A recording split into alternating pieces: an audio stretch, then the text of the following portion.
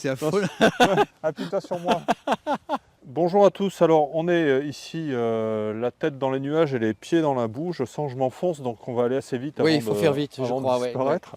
On Il y est a au d'urgence. Musée européen de l'aviation de chasse de Montélimar, une fois de plus. Il y a une collection phénoménale ici, plus de 90 avions, à peu près 90 avions. Et on vous parlera d'ailleurs du projet en cours avec la construction des nouveaux hangars, mais d'ores et déjà on vous donne l'adresse de la cagnotte Litchi pour donner des sous. Voilà, c'est là. Là, pardon, elle était là, puis elle est tombée là. Elle est par terre là, voilà. On est là donc devant, on est surtout devant François Leminck, un monument à la science aéronautique, le sergent-chef Leminck, et devant le Hawker Hunter, avion classique des années 60.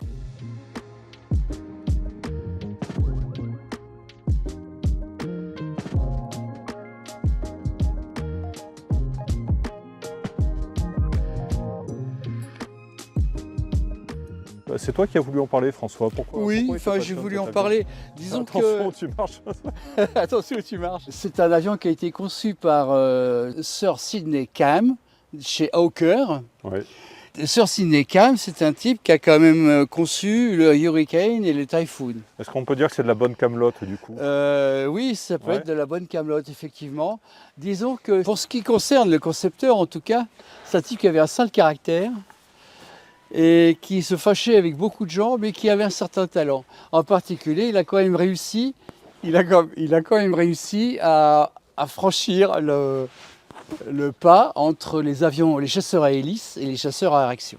Donc le Hunter que l'on voit ici, c'est des années 50. Il est selon la mode de l'époque anglaise, à savoir des entrées d'air qui sont dans l'emplanture de voilure, ce qui d'un point de vue structure est pas pratique. N'importe nawak. Ce que l'on ne voit pas, c'est qu'à l'intérieur, il y a un piège à couche limite quand même, qui se débarrasse de l'écoulement qui arrive sur la pointe avant, et le piège à couche limite crache sur l'extrado de la voilure. Donc c'est un avion qui a ses canons dans le fuselage.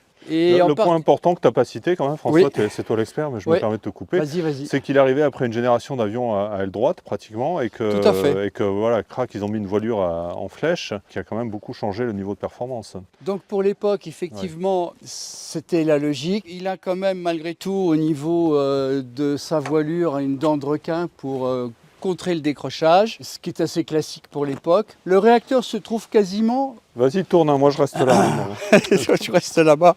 Oui, je viendrai te chercher si tu t'enfonces. Mais... T'as peut-être pas tort. Alors on voit quand même l'épaisseur de l'aile qui fait qu'on sait que cet avion n'est pas supersonique. Ça c'est garanti. Cet avion faisait environ Mach 0,9 et c'était d'ailleurs l'une des grandes tristesses de Cam que de dire il faut absolument que je passe le mur du son. Mais il le passait pas en léger piqué, non? Toujours pareil, tu y arriveras, mais ça dépend avec quel niveau de vibration. Mais il a quand même eu des records de vitesse à son époque. Oui, tout à fait. Mais il y en avait un toutes les 2 semaines de records voilà, de exactement, vitesse. c'est ce que j'allais dire. Les records de vitesse tombaient semaine après semaine. Le réacteur se trouve pratiquement à l'emplanture voilure. Tout le fuselage arrière se démonte entièrement depuis... On voit le raccord là. Depuis cet endroit-là. Oui. Depuis ici, le fuselage se démonte. Et donc on voit apparaître le réacteur en totalité à ce moment-là. Et donc, pour le sortir. Et à ce moment-là, on peut le sortir justement. Bon, encore une fois, le premier vol 1951. Donc moi j'aime bien faire la comparaison avec la Deuxième Guerre mondiale. On est que 6 ans après la guerre. Exactement. Et on a quand même changé d'univers totalement. Alors, ce que Cam a quand même compris de son côté, c'est qu'il a pris un moteur Avon, qui est un moteur compresseur axial. Oui. Et donc il s'est débarrassé de toutes les monstruosités qu'il pouvait y avoir sur le Gloster Meteor et autres avions anglais de l'époque, avec des nacelles monstrueuses, rapport au fait que c'était des réacteurs centrifuges. Avec un très fort diamètre. Un très fort diamètre, ils étaient courts. Ça faisait des avions tonneaux, quoi. Exactement. MiG-15. Donc là, Cam déjà complet. a eu, je dirais, l'intelligence de choisir un moteur un compresseur axial, ce qui lui a permis de faire cette machine. Effectivement, il y a eu beaucoup de Hunter qui ont été vendus dans le monde. Bien sûr. Il y en a eu un sacré paquet. 1200, je crois, construits, quelque chose comme ça. Je l'avais noté sur mon pense-bête. J'avais presque 2000 en tête, mais peut-être que je me trompe. Peut-être bien. Non, mais tu as toujours raison, François. Non, pas sûr. Alors donc Cam, il a voulu faire après un Hunter supersonique. Donc il a cherché à diminuer l'épaisseur voilure. Mais ça ne s'est pas fait. Il a ensuite fait un projet qui s'appelait le P1103. Ils ont été assez loin. Ils ont été jusqu'à faire la machine dans un hangar Enfin, ils ont fabriqué la machine était en fabrication et ça a été annulé par le gouvernement anglais. 1972 construit, donc tu avais raison. Ouais. François Leminck, l'homme Combien qui a tu toujours raison. 1972 avions construits, ouais. Ouais. Tu vois, je te dis 2000. Oui, oui, non, mais je voilà. suis content quand je suis dans les 10%. Ouais. Change de pied là, tu t'enfonces. Ouais. Je m'enfonce. Et qu'est-ce que je veux dire, le premier vol 1951, ce qu'il faut noter, c'est que c'est un avion qui est resté en service quand même très très longtemps jusqu'à la Bah oui, parce pratiquement que au début des années 2000. les gens en étaient assez contents. Et l'avion est encore en service dans les sociétés privées, hein, puisqu'il fait du plastron. Donc il y a 4 canons. Alors je sais pas, donc là quand on est de face, on comprend un peu mieux quels étaient les problèmes de l'époque. Les moteurs ne poussaient pas assez et il fallait absolument tout faire pour réduire la traînée, d'où un fuselage quand même extrêmement fin. Malgré tout, ils avaient conservé une voilure un peu épaisse, mais ce que l'on voit aussi, c'est qu'à cette époque, il n'y avait que deux manières dans leur tête de diminuer la traînée. C'est soit de faire rentrer l'air par le nez, avec une entrée d'air nasale en se disant bah, puisque de toute façon il y a une forme de fuselage, autant que l'air rentre par là, ou bien ils aimaient beaucoup faire rentrer l'air par l'emplanture de la voilure en se disant de toute façon cet endroit-là la voilure est épaisse, donc ça traînera moins. Ça restait très longtemps dans la tête des gens, jusque presque les années 65-70. Les Anglais, avec tous les bombardiers V, etc., ils étaient tous comme ça. Il y a quand même un gros problème, c'est effectivement la structure de la voilure, justement, à l'endroit où on met l'entrée d'air, où c'est un peu épouvantable. Donc au niveau géométrie et aménagement, c'est pas top, d'autant que l'entrée d'air est relativement arrière, avec en plus le réacteur qui se trouve quasiment contre. Donc ça fait des manches à air extrêmement courtes, avec pas mal de perturbations au niveau du moteur. Courte et coudée. Donc, coudé, très coudé, comme, coudé, ouais. comme sur un F-105. Ouais. Dernière remarque à faire, c'est Sir Cam, encore lui, qui en voulait énormément au Royal Aeronautical Establishment à cause d'ABAC que ces gens établissaient pour l'ensemble des constructeurs aéronautiques anglais de l'époque. Et il accusait le RAE de lui avoir filé des mauvaises ABAC qui l'avaient mené à choisir des mauvaises épaisseurs relatives pour le Hurricane et le Typhoon. D'accord. Et sur ces deux avions-là, pour lesquels on voit effectivement que ce sont des avions avec des ailes assez épaisses, Cam gueulait en disant qu'il avait eu de mauvaises données. En fait. D'accord, c'était pas lui. C'était pas lui. Il avait un dicton, c'est « je ne me trompe jamais, sauf quand je change d'avis ». Ah, c'est pas mal, je vais le garder, ça. Pour donner une idée. Et il y avait aussi un autre, c'est je ne m'intéresse qu'aux avions de chasse, il n'y a aucun talent à faire un quelconque autre avion qu'un avion de chasse. Mais il était en même temps très proche de la nature parce qu'il plantait beaucoup d'arbres à Cam. Ouais, mais je crois, moi, il était, paraît-il, assez détesté de ses troupes. Ouais. Et en même temps, tout le monde se battait pour travailler avec lui. En parlant de troupes, cet avion vient de Suisse également. Ah oui, les troupes suisses, tout à fait. Des troupes d'aviation suisse, oui. On a évoqué, quand on parlait des Mirage 3, où on l'évoquera dans une émission prochaine, je ne sais pas dans quel ordre ça va sortir, mais bref, le musée de Montélimar où on est, le musée européen de l'aviation de chasse, est jumelé avec Payerne. Donc voilà, je te donne un avion, tu m'en donnes un. Et donc les Suisses ont donné à ce musée le Hunter, les Mirage 3 qui sont à côté. Et puis autre chose que je voulais signaler aussi, petit côté historique, et je sais que ça va te plaire François, c'est que cet avion est équipé de ces espèces de bulbes de part et d'autre du fuselage qui sont des récupérateurs de douille. Et cette vision de ces deux formes, de ce bilobe à l'avant, avait valu à l'installation le nom d'une actrice anglaise. Alors c'était pas Mae West, mais voilà, vous voyez un peu l'état d'esprit. Quand j'ai raconté ça à François, je peux vous dire qu'il était tout émoustillé. Mais François, on peut le dire, on est entre nous. Personne ne nous regarde. Enfin, voilà. Tu as vu dans quel état tu as mis tes chaussures, François? Oui, c'était épouvantable. Tu ne remontes pas dans la voiture de Martin comme ça, hein, tu rentres à pied. Un truc que j'aime bien aussi sur cet avion, c'est quand même la longévité opérationnelle de cet avion, puisqu'on a dit premier vol 51. Aujourd'hui encore, il est utilisé, alors non plus en opération par des armées de l'air, ou du moins je ne crois pas, mais il est utilisé par des sociétés privées qui font du plastron. J'ai commencé à le dire tout à l'heure, mais tu ne m'écoutais pas, tu étais à ta cuillère. Et donc on a Newport News aux États-Unis, tu as la société Attack, ils font de la simulation d'attaque de bateaux, de choses comme ça. Ils utilisent les Hunter. Oui, ils utilisent les Hunter. Ouais. Et puis en France, on avait Apache Aviation qui faisait ça aussi, qui faisait du plastron pour la Marine nationale. Les avions étaient basés à Istres. Et il y avait du monoplace et du biplace. Parce qu'on n'a pas dit, on n'a pas parlé du biplace. On n'a pas parlé du biplace. François, voilà, j'attendais que tu le fasses. Parler. Parle-en à la caméra. Les Anglais adorent faire des choses bizarres. Et le biplace du Lightning et du Hunter sont des biplaces côte à côte. Allez, on y va en France. sont des biplaces côte à côte, au lieu d'être l'un derrière l'autre. Ça fait un fuselage avant pas mal plus large, Oui, je mais t'écoute. Hein. surtout, ça ne change pas trop le centre de gravité de l'avion finalement. Donc c'est peut-être le moindre mal par rapport à rallonger l'avion de presque probablement dans les 1,50 m pour loger le deuxième Gus. Mais ça fait Donc, des cockpits monstrueux avec des boutons ça fait des partout. cockpits monstrueux et surtout ça fait des cockpits où l'élève n'apprend pas tout à fait ce qui se passe Bien en sûr. monoplace, puisque quand même, d'une part, il n'a pas assez de place pour bouger ses bras, mais en plus, il y a un Gus à côté de lui qui l'asticote tout le temps.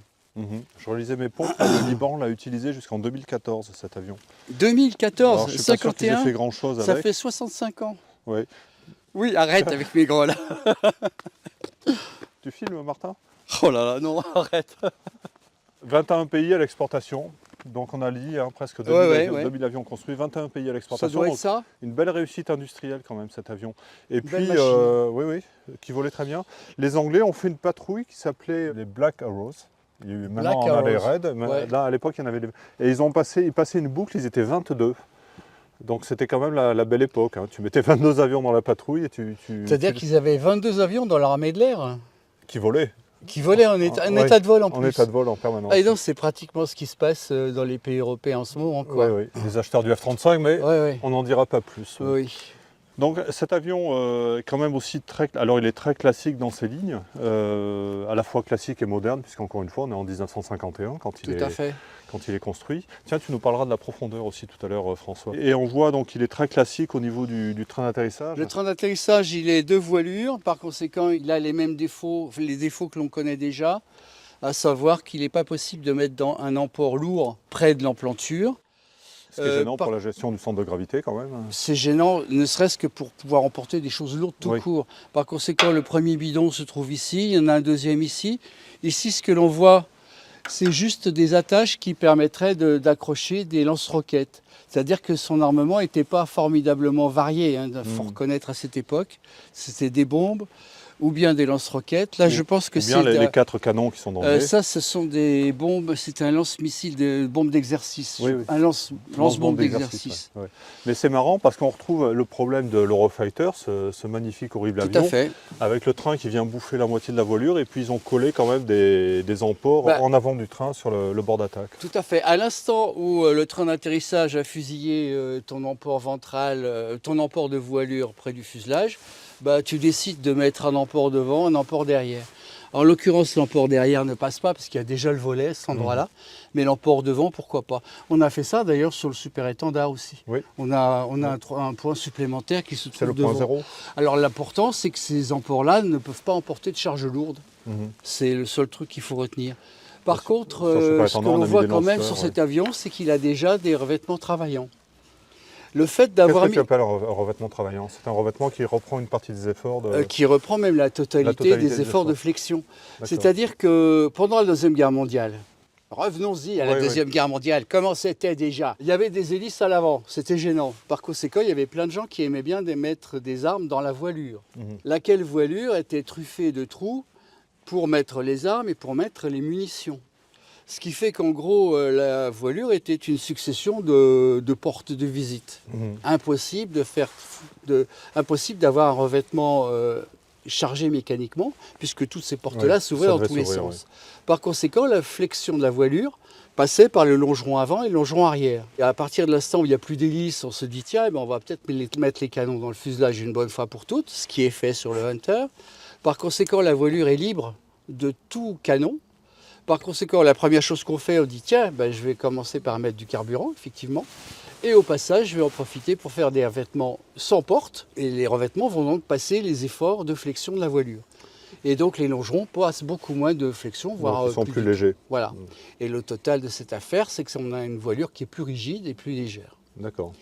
Donc c'est l'une des révolutions qui est arrivée avec la disparition des hélices et le fait d'arriver à faire des structures des structures, des voilures Plus légère, structurelles. Voilà. Ouais, d'accord. Tu parlais des armements dans le nez, on verra plus tard dans ce musée, parce qu'il y a un avion que j'adore qui est le A4 Skyhawk, où on a encore quand même les canons dans l'emplanture de la voilure. Oui, mais justement on parlera du Skyhawk Oui. et tu verras pourquoi il y a... Ah, j'ai hâte de voir ça. Tu ouais. verras pourquoi il y a le canon dans la voilure du A4. D'accord. C'est parce que Heinemann était pas... N'était pas un manchot. Voilà. N'était pas un manchot. Et là, regarde, on a évoqué tout à l'heure Ah oui, c'est juste, oui. Alors on parlait de canon qui sort donc par... récupérateur de douille. Alors là, ce que l'on voit déjà... Ah bah, je voulais parler des lanceurs. Non, tu vas voir. Bon, d'accord. Déjà, le canon, ça sort par là. On voit des sortes de boîtes bizarres, mais en fait, elles sont trouées. Et ça, ce sont les freins de bouche qui empêchent les gaz d'aller dans l'entrée d'air. Et là, il faut être croyant pour penser que les gaz vont partir dans Dieu sait quelle direction pour pas aller dans l'entrée d'air, surtout lorsque l'avion est en incidence. Parce que logiquement, c'est quand même bien fléché pour y aller. Mais le fait est qu'ils ont fini par trouver des freins de bouche qui allaient bien. Et effectivement, les canons se trouvent quelque part par ici. Tout ça, on ouvre et on a ici des capotages qui vont récupérer les douilles, puisque un obus est fait d'une douille, d'une charge propulsive et d'un obus. La douille, c'est du métal, soit on la balance dehors et puis c'est l'équipier qui se la prend dans la figure, par exemple. Ou les poissons qui sont dessous. Ou alors ça tombe par terre, etc. Mais il y a aussi d'autres choses que l'on récupère. On récupère aussi les maillons. Les obus sont organisés dans une sorte de chaîne. Ils sont liés les uns aux autres. Et par conséquent, chaque obus est pris dans une sorte de ressort, lequel ressort est attaché au suivant. Par conséquent, on a une sorte de chaîne, effectivement. Ce qui fait que le boulot du canon, c'est de prendre la chaîne et de tirer dessus et de dépouiller les maillons un par un, lesquels maillons deviennent libres ensuite. Et plutôt que de les balancer dans la nature, eux aussi, on les récupère. Enfin, on s'en fout un peu de la nature, c'est surtout que ça peut venir heurter le fuselage. Ça peut rebondir sur plein de choses. Partir dans le réacteur. Et puis ça coûte cher. Oui, mais ça non. Tu nous as pas parlé de l'aérofrein? L'aérofrein se trouve à l'arrière, effectivement. Alors les aérofreins, c'est souvent là où on a encore de la place. C'est bizarre qu'il l'ait mis là, parce que là, franchement, quand on le braque, il y a véritablement un couple piqueur. Je ne vois pas comment ça pourrait être autre chose. Mais bon, pourquoi Habituellement, pas. on le met plutôt sur le côté du fuselage. Ouais. Moi, je les aurais mis gauche-droite, mais moi, je ne sais pas ce que faisait il y a un magnifique pet sur la cellule. À l'époque. Il faut quand même imaginer que dans le fuselage à cet endroit-là, c'est plein de vide. C'est-à-dire qu'on a simplement un fuselage qui permet de mettre l'empennage suffisamment loin de la voilure. Et à l'intérieur, il y a un tuyau qui relie la tuyère au moteur qui se trouve là. On a 4 mètres, 5 mètres de rien du tout. On a un sabot aussi à l'arrière pour éviter que ça frotte. C'est un sabot, ça? Oui. Pas seulement en temps. Ah oui. Pour moi, c'est une crosse d'arrêt aussi. Crosse d'arrêt d'urgence. Alors pas sur porte-avions, mais sur piste en dur. Et dernière chose, quand même, cet avion n'était pas si mal fait que ça, puisqu'en fait, il a fini sa carrière sans avoir une épine dorsale monstrueuse. C'est-à-dire qu'ils n'ont pas été obligés d'aller chercher... Ou alors, il n'a jamais été rénové, c'est possible aussi. Hawker a reconstruit un tiers de la flotte à peu près dans les années 70 pour donner à l'avion... alors je crois qu'il a été remotorisé d'ailleurs à ce moment-là. Il a gagné quelques centaines de kilos de poussée supplémentaires. Et puis ils ont recablé l'avion pour lui permettre de tirer des armements un peu plus modernes qui n'existaient pas à l'époque. Donc le Sidewinder par exemple. D'accord. Le missile Maverick, parce qu'il me semble bien que les Suisses tiraient du missile Maverick avec le Hunter. Enfin, je crois bien l'avoir lu dans les journaux, oui. Des choses comme ça, voilà. Mais rien dans l'épine dorsale, en tout cas. Rien dans l'épine dorsale. Et empennage monobloc, mais fixe, on est d'accord, c'est ça? Empennage fixe en tout cas. Je vais te dire ça. Normalement, il est mobile, avec gouverne. Mais là, tu vois bien qu'il y a ici une bavette. Une bavette qui indique qu'il est capable de basculer. D'accord, ok. Sinon, il n'y aurait rien de ce genre, je pense. Et on voit aussi qu'il y a des détecteurs de menaces à l'arrière. On en a vu à l'avant. On en a vu à l'avant également, donc ce qui indique que cet avion quand même a continué à voler à une époque relativement récente. Oui. C'était peut-être un des derniers beaux avions britanniques alors finalement. Oui, il était assez beau à voir. Puisqu'après ils sont partis sur le Typhoon, ça a été une catastrophe. Ouais, Buccaneer et tout ça. Ah non, le Buccaneer, je ne suis pas d'accord avec toi, c'est un bel avion. Attention, esthétiquement... T'es déjà tombé dans la boue, François? Non. Esthétiquement, je suis d'accord avec toi, mais technologiquement, il est... Ah, il était plein de bonnes idées. Oui, tout à fait. Mais esthétiquement, il est moche. Ah non, il est très beau. Il est plein de rondeurs. Il est... Ouais. Oui, il est sensuel, cet avion. Le Lightning. Ouais, c'est autre chose. Le Ouais. Lightning. Enfin bref, Ouais. D'accord. oui, enfin c'était. Les goûts et les couleurs, hein, François. Ouais, c'est ça, voilà. Oui, hein. C'était l'un des avions de ce Orcam qui finalement venait d'avant la Deuxième Guerre mondiale. Donc c'était le mot de la fin. On vous laisse, on vous donne rendez-vous pour une prochaine émission sur un autre avion de ce magnifique musée.